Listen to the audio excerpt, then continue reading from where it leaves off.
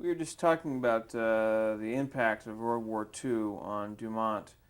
Um, and that, as I understand it, Dumont was the only New York station to continue regular broadcasting, That may well be. I don't recall now, but I know that they were on.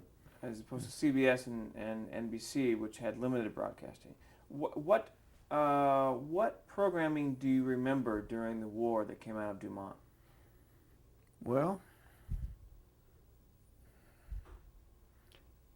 I guess Jackie Gleason, for one, because one of the fellows who worked in the machine shop was running that as a producer of the particular shows and ended up, I guess, in Florida doing that type of thing. Don't know if he's still alive or not, but that was one. And I guess the perennial Kraft Music Hall was on during the war, but I don't know whether they originated in 515 Madison Avenue or not, though, because that was pretty confined. And there were some news shows, of course, war news that came out with maps and that type of thing. Newsreels? I guess there were some newsreels too, but studio shows with maps and a commentator on what was going on.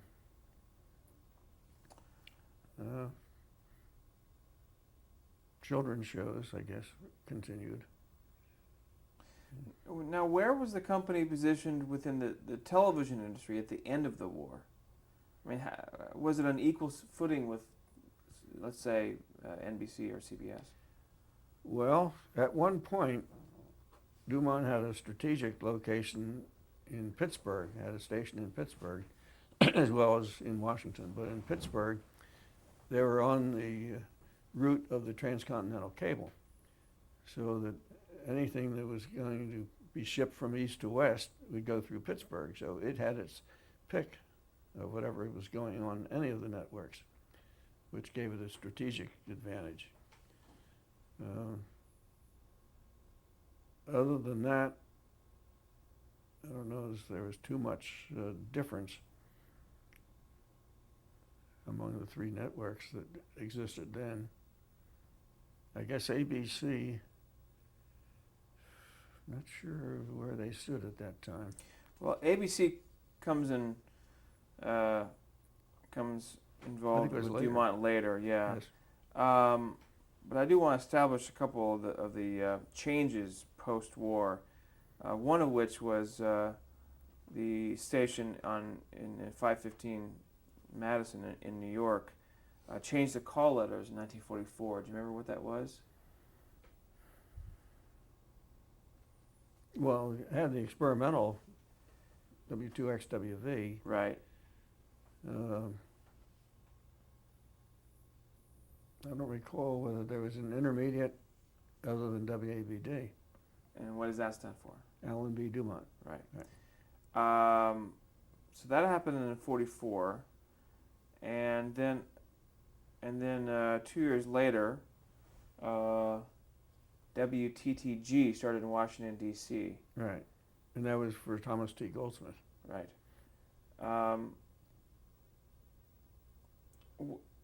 How involved were you, or the engineering department in the development of the electronics within those stations, as Dumont was trying to compete with the other networks? Well, we had both the studio equipment to worry about and the RF transmitting equipment to worry about. We got into the studio equipment back in the Passaic days, actually, and we had to worry about the synchronizing signal generators and the video amplifiers and that sort of thing. We had to learn how to handle the fact that if you had cables running from a studio in one part of the building to another that had a different length from those from another studio, you would have a difference in time delay, and so you had to put compensation in for that, or add more cable if necessary, one way or another. We had to worry about the intercommunication between the studios and the control room, how to give cues and signals back and forth without upsetting the transmission of the desired signals. So some of the control aspects were worked on back at the plant, and a lot of them ultimately worked on by the operating people in the stations, because they knew just what they needed and developed the ability to handle it pretty well. One of the men that was involved in this after the war was a former, I guess he was a commander, lieutenant commander of the Navy. Oh, shucks, now I forget his name. Should remember it well. It'll come to you. Yeah, it'll come. But he had the know-how and the personality that he needed to work with a bunch of technical people as well as the programming people, and he worked out very well in that. I wish I could remember his name, which I will get sooner or later. He had a wife who was also involved in this end of the business too, and she was pretty good, and I can't remember her name either. It's a shame. But I guess as time went on, the operation at 515 Madison Avenue smoothed out pretty well, and there were not too many glitches. And then, of course, Wanamaker came into the picture. Let's talk about Wanamaker. In 1946, Dumont announced the plans for the Dumont Television Network. Suddenly it became a network. How did tell us about the facility, the new facility that was built in Wanamaker in New York? Well, it gave the space needed to put up additional studio facilities, individual facilities for different programs that you would have rehearsing perhaps, or being transmitted out over the cable. And that in turn gave rise to problems of how to man all this, where you get the people who know how to do this. But that got worked out ultimately. Again, a lot of the people came from the plant to operate these stations, or these studio facilities. I personally didn't get into too much of that, fortunately, but I did enjoy taking a lot of my neighbors over to see the shows as they went on the air. But was it all new equipment, all new facility? Yes, yeah, because there's nothing there to start with. And did that then in effect shut down the 515 Madison Avenue?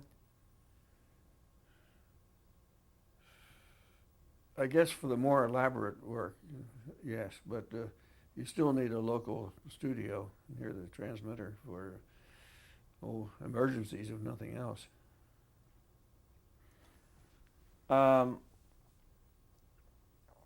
When do you think the Dumont company was operating its height?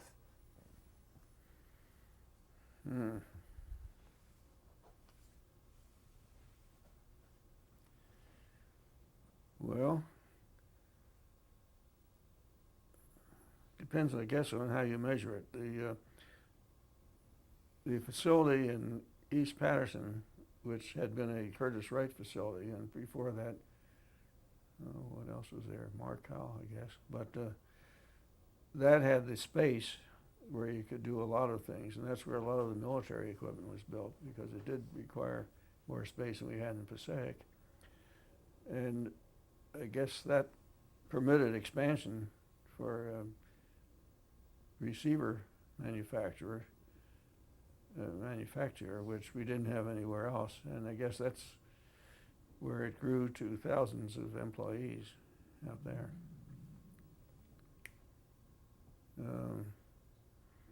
There wasn't much personnel expansion in Passaic or Clifton, although there was additional space built ultimately in Clifton, and a little hazy on whether that was under the Dumont or the Fairchild regime now. I'm not sure. Well, I just want to put it in perspective for someone who, someone who wasn't there, how Dumont compared to the other companies that were involved in the development of television, and on the same hand, how they compared to other networks in television. Mm-hmm. If you were to turn on a television set in 1947, what channels would you get? Well, you get NBC, CBS, I guess ABC, and Dumont. That's it. Dumont had the most extensive chain of stations across the nation, I guess you could describe it as, of any at that time. And it did get cut back later, but I guess there were more stations in the network than any of the other companies had. In fact, it used to be just the three, Yeah, NBC, CBS, and Dumont, right. before ABC went on the air, That's or right. before it was split. Was there a certain amount of pressure to be competitive on the research and developing side? Well, that's inevitable, but I guess within the standards that were used for transmission, I guess there wasn't an awful lot you could do. You could refine the equipment to do a better job under those standards, but since they weren't going to change standards, don't think there's a lot of pressure to go, say, to high definition or whatever, just to improve the characteristics of what was being built so that it would be more faithfully reproducing under those standards. You mentioned earlier about an arrangement between RCA and Philco and selling tubes to RCA from Dumont, correct? To talk about some of the shared information between the major suppliers of television equipment. Pre-war or post-war? Both. Of course, during the war, there's a lot of sharing of information, and as I had mentioned earlier, I guess, Dumont set up a company in Pennsylvania to build tubes to augment what we could do up in New Jersey. I guess it was inevitable there had to be cross-licensing in the patent pool, otherwise things would really be hard to handle. You'd always be fighting legal battles instead of building equipment. So I guess the RCA license laboratory was the way in which that was handled, so that you could assign your patents and could make some money out of them, but not much. But that was the way we had to handle that problem. Just put them into a pool. Otherwise, I think there'd be probably some stagnation as well as a lot of political pressure. What did your co-workers think of Philo Farnsworth? I guess they didn't think about him too much, but I think they admired what he had tried to do in the early days. And felt it was a shame that he didn't make out better than he did. But that's competition, I guess. Did you deal at all with the filing of patents for any developments within Dumont Laboratories?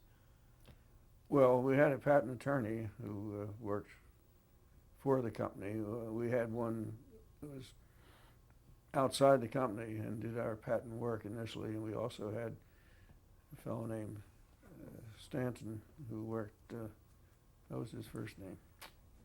I should try to remember these Not things. Frank Stanton. No, not that Stanton. But we did a lot of patent work, and I have a number myself, and one of them has a very interesting history of many claims for a gadget that I developed as an ignition analyzer to analyze the ignition of airplanes that might have 7, 14, 18, 20 some, I guess, cylinders, where you want to look at the ignition impulses, looking for irregularities, make sure they're equally spaced and had the same characteristics each time they fired. So I got a patent which covered some of this. And then first thing you know, we were getting claims from GE, Sperry, RCA, I don't know who all, of interference. So I had to give up some of the claims, but I ended up still with quite a few. But it was a device that could be used not only for analyzing ignition, where if you want to look at the 14th cylinder firing, you could delay the display until you got out to number 14 and then show that full scale. But that's the sort of thing you do with radar, for precision radar, where you would have echoes coming back and you would delay displaying the echo until the echo got back to you. Then you could display it full scale. Otherwise, if you had a single sweep that would have all the time required to get to the going and the coming of the signal, what you would see in the signal would have very little detail. So you'd have to delay scanning until you got out in time to that return signal, and then you would spread it out. So I had some interesting problems with patents on that. I ended up still with some.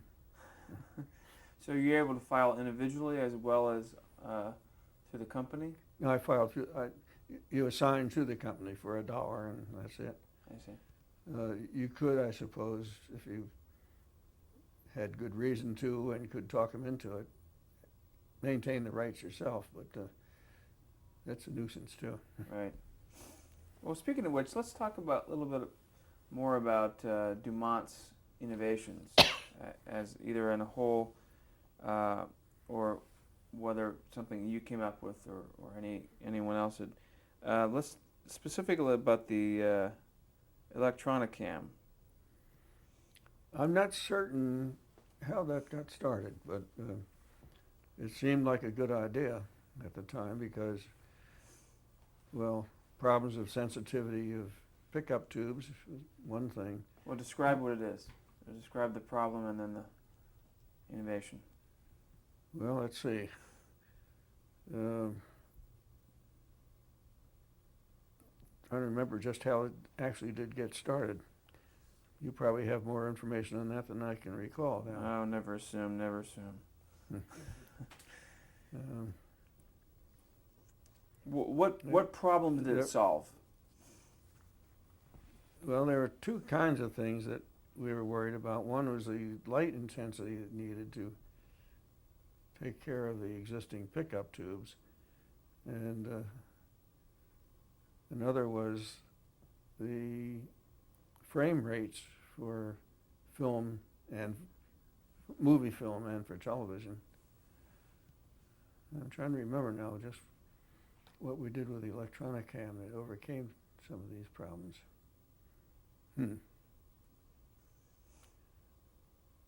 Well, did it have to do with, Casey.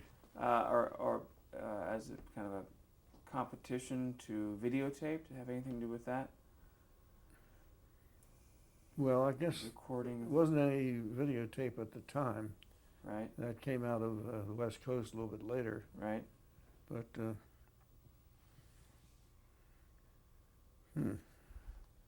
Well, good question. Let's go generally then. What kind of innovations did the Dumont laboratories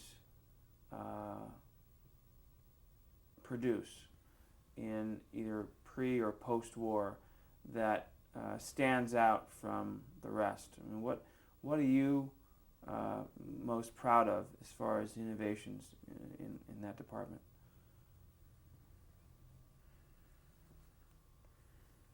Well, there were some things that, pardon me, never really got into use so much, in which you had a strobe light on the subject, and I don't know why that never had much appeal, but you would use strobe lighting, and in doing that, I guess you could get a little bit more sensitivity because you could have a very bright strobe and you could use it in a darkened space. Another similar application would be the putting the performers in a black room and shining a light on them and scanning that and using that to give you the pickup, but that, I don't think people were too comfortable with that, so that never went over. But it would allow you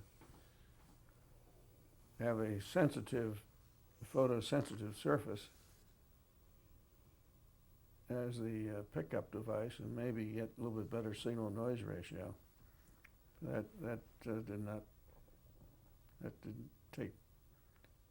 didn't take off. Well, why was a Dumont television set considered more superior than the others of the time? Well, the receivers as such, or The receivers, the television sets. well, I guess because we weren't trying to put out the cheapest sets. We did then hire a fellow who was supposed to be a whiz at mass production of television sets, and that turned out to be kind of a fiasco. But the idea was having a big facility up in East Patterson, we could turn out high rates of sets and put them out at a good price and yet keep the quality up. But it ended up so we didn't keep the quality up because of the fellow who was in charge of it and claimed to have all the best ideas on how to do it right, and he didn't. I won't name names. Tell me about color television. What developments did you spearhead in the development of color television? How that affect your work and Dumont? Well, I probably wasn't in it too closely at the time because I was more in the instrumentation end of things, and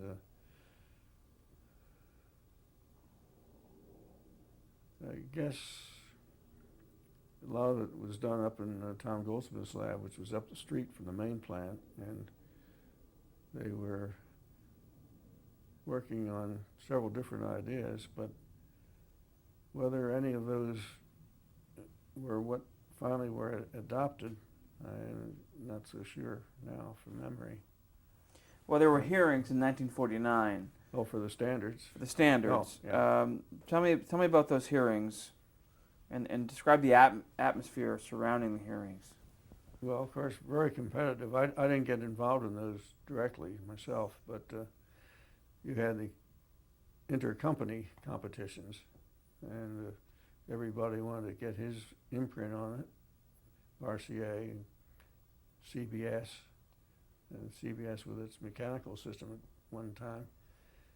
And Philco was in the picture still. Don Fink was down there, and on the West Coast, I guess there wasn't too much going on. Lee, I guess, still had his operation out there, but